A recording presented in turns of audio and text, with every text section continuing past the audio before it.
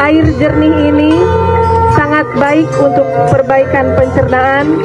dan dapat mendetoks tubuh kita semua. Semoga dengan niat yang baik, setelah meminum air ini, kalian pun menjadi anak-anak yang baik, anak-anak yang soleh, yang siap belajar dan memberikan prestasi-prestasinya yang terbaik untuk diri sendiri, untuk sekolah kita, Sekolah Ekologi Kahuripan Pajajaran,